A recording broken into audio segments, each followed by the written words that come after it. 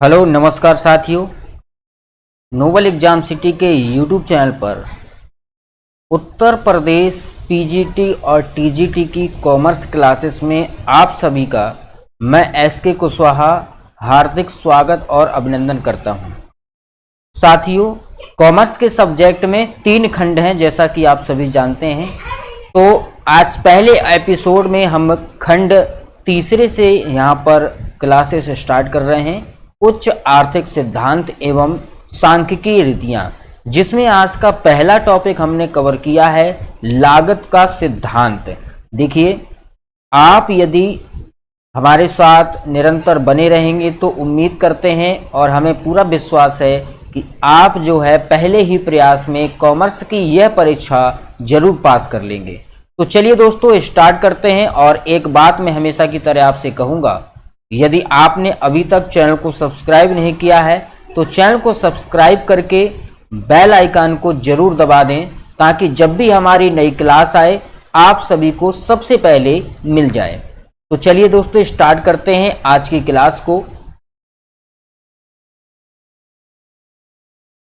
मैं इसको जो है बंद कर देता हूं।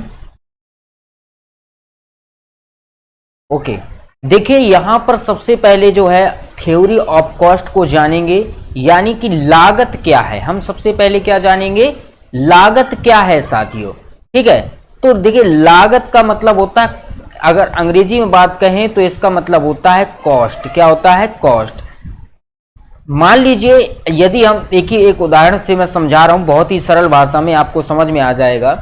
मान लीजिए ये एक मोबाइल है, ठीक है, ये एक मोबाइल है और इस मोबाइल को बनाने के लिए, इस मोबाइल को बनाने के लिए 5,000 रुपए का क्या हुआ, श्रम खर्च हुआ। यानी कि उसमें जो खर्च हुआ उसको बनाने के लिए लाइट, बिजली, कर्मचारी, मजदूरी, सब कुछ मिला करके, तो ये क्या हो जाएगा, उस मोबाइल का लागत हो जाएगा। क्या हो जाएगा, लागत हो जाएगा। ठीक है। अच्छा, अब बाजार में जो है कॉस्ट, जैसे हम पूछते हैं ना किसी इस मोबाइल की कॉस्ट क्या है, जब मार्केट में जाते हैं तो कोई व्यक्ति किसी भी वस्तु की कॉस्ट कैसे निर्धारित करता है, इसको समझिए आप। मान लीजिए आप ये जो है आईफोन है, ठीक है, ये क्या है, आईफोन है, और एक तरफ किसी भी अन्य ब्रांड का यानी कि सोनी का है, तो निसंदेह आईफोन का जो मोबाइल होता है वो महंगा होता है और सोनी का थोड़ा सा कम होता है। उसके बाद और कई सारे ब्रांड हैं, बट काम तो सभी एक ही करते हैं, है ना।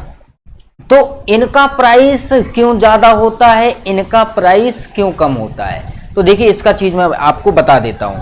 ठीक है, तो देखिए कोई भी जो वस्तु होती है, कोई भी क्या होती है, वस्तु होती है, उसकी पूर्ति के पीछे, किसके पीछे, उसकी पूर्ति के पीछे उत्पादन लागत छिपी होती है। क्या छिपी होती है दोस्तों, उत्पादन लागत छिपी होती है। एक पॉइंट मैंने आपको यहां पर बताया, किसी वस्तु की मात्रा, किसी वस्तु की क्या मात्रा जो बाजार में बिकने के लिए आती है, उसका निर्धारण क्या होता है, उसका निर्धारण उत्पादन लागत को ध्यान में रखकर ही किया जाता है, जिसको हम क्या कहते हैं, कॉस्ट कहते हैं। क्लियर है बात दोस्तों। किसी वस्तु की पूर्ति के पीछे क्या छुपा होता है, उत्पादन लागत। ठीक है, वस्तु की पूर्ति के लिए, वस्तु की पूर्ति के लिए क्या छुपा होता है, छुपा होता है दोस्तों उत्पादन लागत। ठीक है, उत्पादन लागत छुपा होता है। ये चीज आपको समझ लेनी चाहिए। तो ये तो बात हो गई दोस्तों काहे की, ये दोस्तों बात हो जाती है यहां पर उत्पादन लागत की। चलिए साथियों, अब जो है हम यहां पर समझते हैं कॉस्ट ऑफ प्रोडक्शन को, यानी कि उत्पादन लागत क्या है। ठीक है, उत्पादन लागत क्या है, इस चीज को आप समझना है यहां पर। ठीक है, देखिए प्रत्येक जो कोई कंपनी होती है, क्या होती है, कोई भी जो कंपनी होती है, किसी वस्तु का उत्पादन करने के लिए उत्पादन के साधनों का क्या करती है, प्रयोग करती है। ठीक है, क्या करती है, साधनों का प्रयोग करती है। साधनों का, बिल्कुल सरल भाषा में समझा रहा हूं। कोई भी जो कंपनी होती है, कोई भी, अगर हमको मान लीजिए हम मोबाइल का ही उदाहरण ले रहे हैं, ठीक है, कंपनी जो है मोबाइल का यदि कोई वस्तु है, उसका प्रोडक्ट है, तो उसको उत्पादित करने के लिए, प्रोड्यूस करने के लिए क्या करेगी, साधनों का प्रयोग करती है। अब उत्पादन के साधनों का प्रयोग करने के लिए जो धनराशि क्या होगी, व्यय होगी। क्या होगी? धनराशि व्यय होगी। ठीक है, अब क्या होगा, साधनों का प्रयोग करेंगे तो धनराशि क्या होगी, व्यय होगी। उसे ही क्या कहा जाता है, उत्पादन लागत कहा जाता है, अर्थात कॉस्ट ऑफ प्रोडक्शन कहा जाता है। क्लियर हुई बात को? कोई भी यानी कि कंपनी है या कोई भी फर्म है, यदि किसी वस्तु का क्या है, किसी वस्तु का उसको उत्पादन करना है तो साधन का प्रयोग करेगी, और उन साधनों के प्रयोग में जो धनराशि व्यय होगी उसको क्या कहा जाएगा, कॉस्ट ऑफ प्रोडक्शन कहा जाएगा। आई होप आप कॉस्ट ऑफ प्रोडक्शन अच्छे से समझ गए होंगे क्या होता है। जितनी भी राशि साधनों का प्रयोग करने में जितनी भी राशि व्यय होगी उसको कॉस्ट ऑफ प्रोडक्शन कहा जाएगा। अब बात करते हैं हम यहां पर लागत का वर्गीकरण। ठीक है, classification of cost, classification of cost, इसको समझते ध्यान से समझिएगा। ठीक है, देखिए विभिन्न अर्थशास्त्रियों ने लागत को 3 भागों में बांटा है। पहला आपका क्या है, मौद्रिक लागत, दूसरा है आपका वास्तविक लागत, और तीसरा है आपका अवसर लागत। मौद्रिक लागत यहां पर हम समझेंगे, ये चीजों आप देख लीजिएगा। लागत का जो वर्गीकरण, लागत का जो क्लासिफिकेशन है उसको 3 भागों में डिवाइड किया गया है, मनी कॉस्ट, रियल कॉस्ट और अपॉर्चुनिटी कॉस्ट। ठीक है, मौद्रिक लागत, वास्तविक लागत और अवसर लागत। अब हम यहां पर दोस्तों मौद्रिक लागत को समझेंगे। मौद्रिक लागत होती क्या है? देखिए, समान रूप से किसी वस्तु के उत्पादन में विभिन्न उत्पत्ति के साधन के लिए उत्पादक जो मुद्रा व्यय करता है, क्या करता है, किसी भी वस्तु के उत्पादन में जो मुद्रा व्यय करता है, क्या करता है, मुद्रा जो व्यय करता है उसे उत्पादन की मौद्रिक लागत कहते हैं। क्या कहते हैं दोस्तों?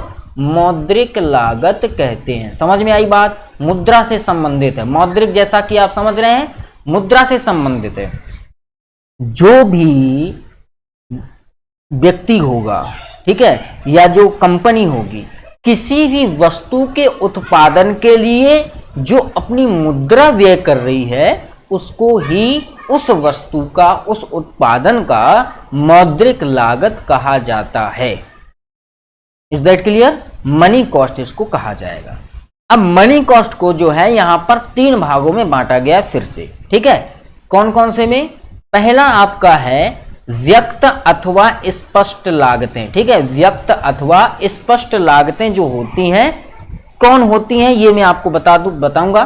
दूसरा आपका आएगा अव्यक्त अथवा अस्पष्ट लागतें, और सामान्य लाभ। ये 3 पार्ट किसके हो जाएंगे? मौद्रिक लागत का हो जाएगा। अगर हम यहां पर बात करें कि कुल मौद्रिक लागत हम कैसे निकालेंगे, तो यहां पर मैं एक आपको सूत्र बता देता हूं, उसको आप नोट कर लीजिएगा, पूछा गया है पिछले पेपर में। तो यहां पर आ जाएगा कुल मौद्रिक लागत, कुल मौद्रिक लागत बराबर आपका होता है कुल व्यक्त व्यय, कुल व्यक्त व्यय प्लस में कुल अव्यक्त व्यय, प्लस में कुल अव्यक्त व्यय, अव्यक्त व्यय, और प्लस में हो जाएगा आपका सामान्य लाभ। ठीक है, ये तीनों चीज जब आप जोड़ देंगे तो यहां पर आपका क्या बन जाएगा? आपका कुल मौद्रिक लागत मिल जाएगा। अब व्यक्त अथवा स्पष्ट लागतें क्या होती हैं, इन चीजों को भी मैं यहां पर क्लियर कर देता हूं आपका। ठीक है, व्यक्त और अव्यक्त लागतें क्या होंगी, सामान्य लाभ क्या होगा। ठीक है, तो व्यक्त हम यहां पर या व्यक्त या स्पष्ट लागत को समझते हैं। ठीक है, व्यक्त लागतें वे लागतें होती हैं जो एक उत्पादक स्पष्ट रूप से विभिन्न साधनों को खरीदने में व्यक्त करता है। कैसा? साधनों को खरीदने में, यहां पर समझिएगा, साधनों को खरीदने में जो राशि व्यय की जाती है उसको क्या कहते हैं? व्यक्त अथवा स्पष्ट लागतें इनको कहा जाता है। ठीक है, बात समझ में आ गई? इनको क्या कहते हैं? और इनको जो है, इन व्यक्त लागतों में 3 मदें सम्मिलित होती है। इनके भी क्या हो जाएंगे? फिर 3 पार्ट आपके हो जाएंगे। वो तीनों पार्ट में आपको समझा देता हूं। पहला होता है आपका उत्पादन लागत। क्या होता है? पहला हो जाएगा आपका उत्पादन लागत। उत्पादन लागत हो जाएगा। दूसरा आपका हो जाएगा विज्ञापन विक्रय लागतें, विज्ञापन विक्रय लागत। और जो तीसरा आपका होगा वो हो जाएगा अन्य लागतें। ठीक है, तीसरे में क्या हो जाएगा, अन्य लागत आ जाएगा। ठीक है, तो सबसे पहले देखिए व्यक्त जो स्पष्ट है, ऐसी लागतें जो स्पष्ट रूप से दिखती हैं। उत्पादन लागत यानी कि किसी वस्तु को उत्पादित करने में कितनी लागत आई है, तो आपका क्या हो जाएगा, उत्पादन लागत में आ जाएगा। अब उस उत्पादित वस्तु का हमें बाजार में सेल भी तो करना है ना, बेचना होगा, यही बिजनेस का पर्पस है। तो विज्ञापन उसको देना पड़ेगा। विज्ञापन विक्रय में जो लागत आएगी उसको हम क्या कहेंगे, विज्ञापन विक्रय लागत हो जाएगी। और अन्य लागत भी हो जाएगी, जैसे बीमा हो जाएगा। ठीक है, क्या हो जाएगा, बीमा भी हमें वस्तुओं को करवाना पड़ेगा, उत्पादित वस्तुओं का। ठीक है, और टैक्स हो गया, ये क्या हो जाएंगे, अन्य लागत में आ जाएंगे। तो यहां पर अन्य लागतें हो जाएंगी। तो ये ऐसी जो प्रोडक्शन होती है, ऐसा जो कॉस्ट होता है, तो उसको क्या कहते हैं, व्यक्त अथवा स्पष्ट लागतें कहते हैं। एक्सप्लिक्ट कॉस्ट जिसको कहें, क्या कहेंगे, एक्सप्लिक्ट कॉस्ट कहेंगे। चलिए आगे बढ़ते हैं। अब यहां पर देखिए हम देखो यह बात आपको समझ में आ गई कि व्यक्त अथवा स्पष्ट लागतें क्या होती हैं। साधनों को खरीदने में जो हमारे राशि जो व्यय होती है उसको व्यक्त अथवा स्पष्ट लागतें कहते हैं। इसमें तीन पार्ट में हमने डिवाइड किया, उत्पादन लागत, विक्रय विज्ञापन विक्रय लागत और अन्य लागत। ठीक है, इसके बाद आपका आ जाएगा अव्यक्त अथवा अस्पष्ट लागतें। देखिए इसके अंतर्गत क्या होता है, उन साधनों तथा सेवाओं की कीमत शामिल होती है जिन पर उत्पादक या साहसी व्यक्ति तो करता है, पर क्या होता है, प्रत्यक्ष रूप से उसकी कीमतें नहीं चुकाता है। ठीक है, प्रत्यक्ष रूप से जो कीमत नहीं चुकाता उसको क्या कहते हैं, अस्पष्ट लागतें कहते हैं अथवा अव्यक्त लागतें कहते हैं। फॉर एग्जाम्पल मैं यहां पर कुछ एग्जाम्पल से दे देता हूं, चाहें तो इस बाद में स्क्रीनशॉट ले लीजिएगा इस पेज का।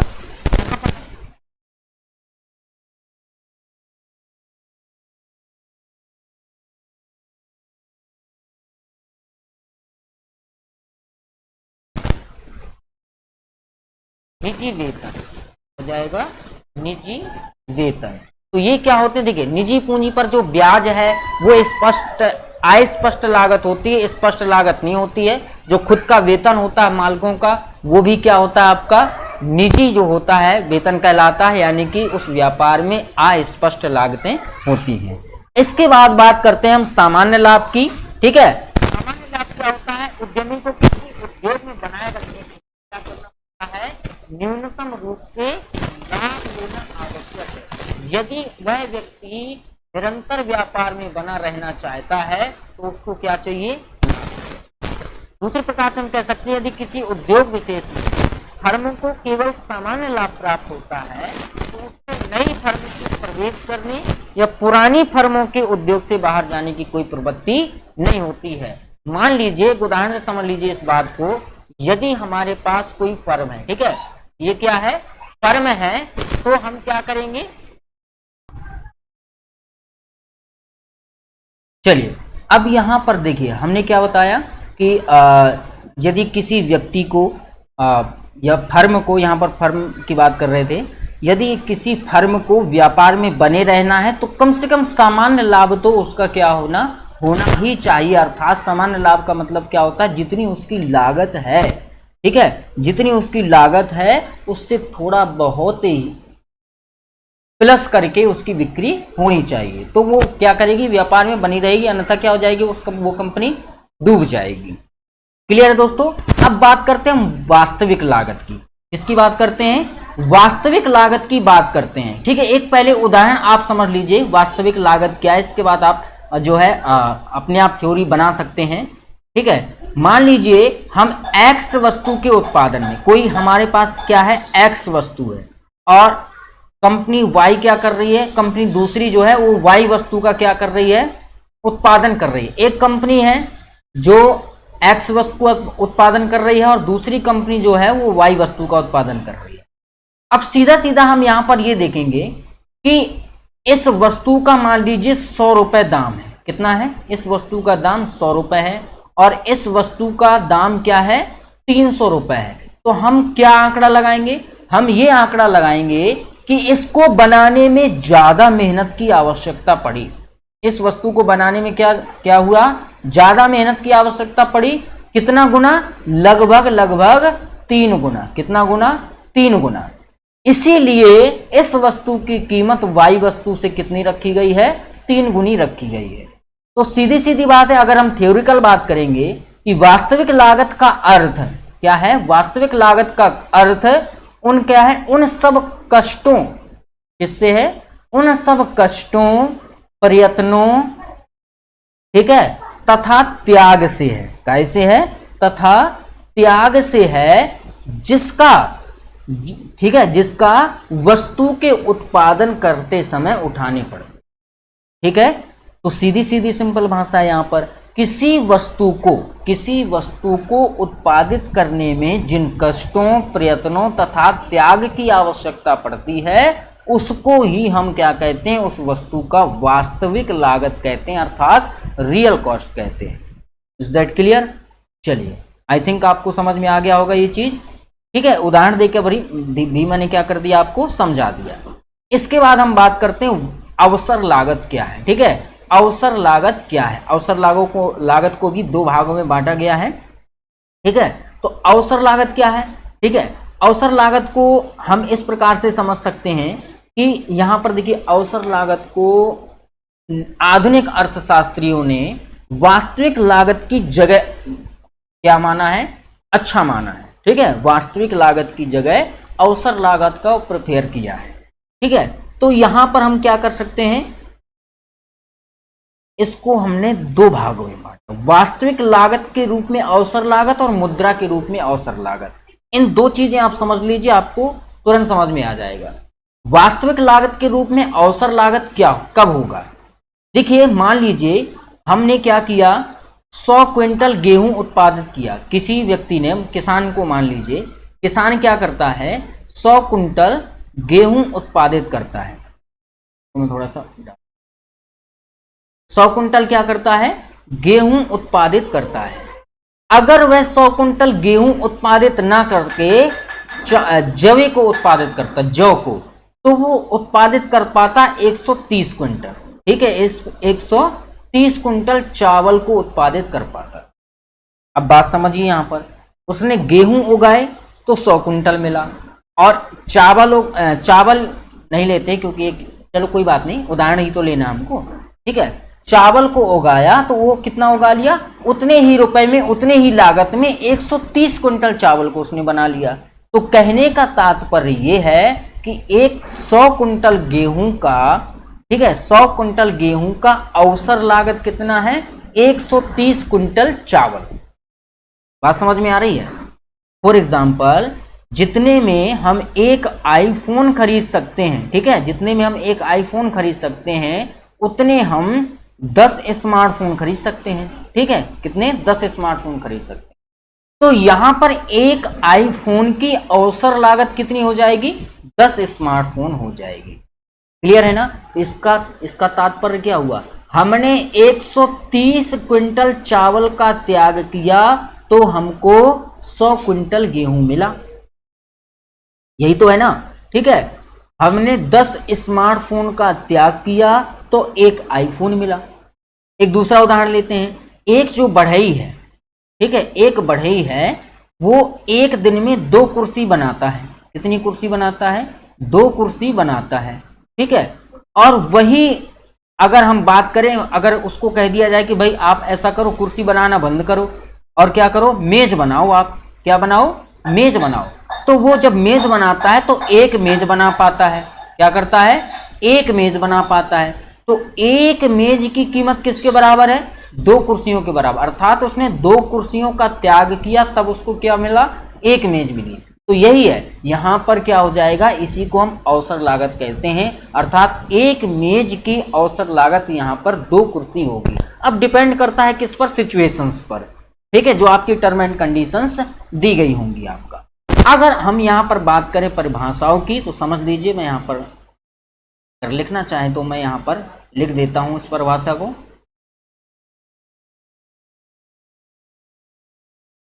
देखिए, किसी निश्चित वस्तु की, किसी निश्चित वस्तु की, चलो मैं, तो चलिए, किसी निश्चित वस्तु की अवसर लागत वह सर्वोत्तम वैकल्पिक है जिसका परित्याग कर दिया गया है। तो ये आपकी क्या हो जाएगी दोस्तों, इसकी डेफिनेशन हो जाएगी। ठीक है, इसकी क्या हो जाएगी, डेफिनेशन हो जाएगी। चाहे तो आप इसको नोट कर सकते हैं। अब बात करते हैं हम मुद्रा के रूप में अवसर लागत, मुद्रा के रूप में अवसर लागत। चलिए इस चीज को समझिए, किसी साधन की अवसर लागत, किसी साधन की क्या है, अवसर लागत वह कीमत है जो उस साधन को उसी उद्योग में, जो उस साधन को क्या, उसी उद्योग में बनाए रखने के लिए आवश्यक होती है। ये चीज आप समझ लीजिएगा एक चीज को। देखिए, किसी वस्तु को पैदा करने की अवसर लागत जो होती है मुद्रा के रूप में व्यक्त किया जा सकता है। ठीक है, किसी वस्तु को पैदा करने की अवसर लागत को काय में व्यक्त किया जा सकता है, मुद्रा में व्यक्त किया जा सकता है। ठीक है, और मुद्रा के रूप में अवसर लागत को क्या कहा जाता है, हस्तांतरण आय कहा जाता है। क्या कहा जाता है, हस्तांतरण आय कहा जाता है। क्लियर है ना। तो ये चीज आप समझ लीजिए अच्छे से। इसके बाद में यदि आप नोट इसके चाहिए फ्री में, बिल्कुल कोई कॉस्ट नहीं उनका, आप www.nobelexamcity, ठीक है, NOBLE nobelexamcity.com पर जाइए और वहाँ पर आपको फ्री में नोट्स जो है प्रोवाइड हो जाएंगे। अगली क्लास को जरूर देखिएगा और इस क्लास को पूरा देखने के लिए आप सभी का बहुत बहुत धन्यवाद। बहुत बहुत शुभकामनाएं आपके एग्जाम के लिए। अच्छे से तैयारी करते रहिए, सफलता अवश्य मिलेगी। बहुत बहुत धन्यवाद आपका।